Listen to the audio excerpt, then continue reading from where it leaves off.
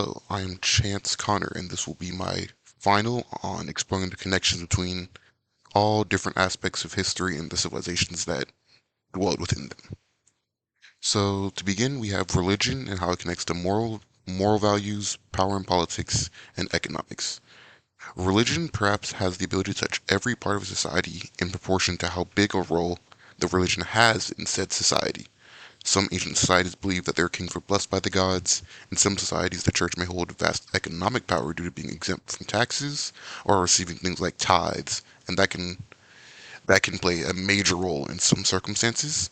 And as a whole, religion just can touch every single part of society down to the smallest level or maybe even the biggest levels.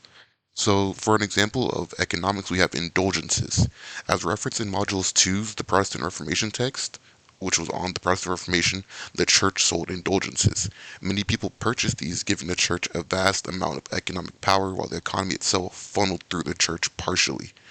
So, a big portion of the economy was people earning their money and then giving it to the church, either in tithes, but in this case in indulgences, and a lot of their money was being spent in the church instead of the other ways of economy like the markets or things like that.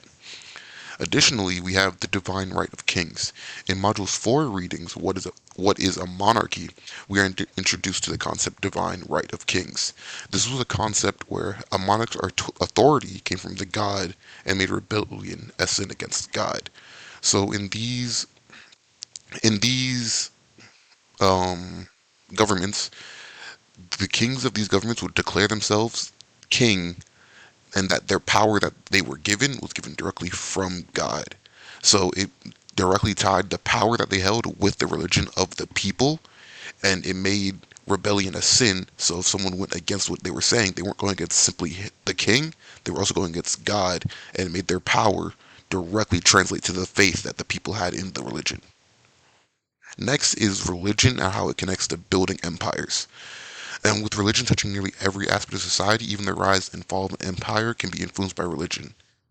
For example, we have the Mongol to Papal letters. In Module 5's Mongol Papal letters, we see multiple references to God and religion in the letters between rulers. The Mongols were raiding and pillaging countlessly, and the presence of God that was discussed in these letters is something that assisted in the peace talks and the talk between nations. So in these papers, you'll see as they discuss back and forth, religion is a very big part of what they are saying. It's a justification. It's maybe even excuse, but the religion, even between different nations, it was going back and forth, and it was deciding things. It was giving reasonings, or it was giving reasonings to and against everything that they were doing. And religion was seeped in throughout everything that was the nation was built on. What was even may have caused the collapse due to the enemy nation having a different religion. So finally, overall, when looking at the intricacies of what makes a society, everything is interlinked in some way or another, and it varies from nation to nation. In the more ancient societies that we learned about during this course, religion played a vital part in almost every aspect of society, from able to build it up and keep it stable where the people of the nation use and spend their money. As we see, it's become dwindled in modern society because religion isn't as of importance, so it isn't as influential as it used to be in ancient times. In the broad aspect of history, it is important to look for the threads that connect society. The motives for something that can be rooted in a different aspect of society. Religious disputes could cause the rise or fall of an empire. A falling economy could be the spark of revolution. And in order to truly understand history, you must see and understand the strings that connect every aspect of nation and history as a whole. And there are my citations, and thank you for listening.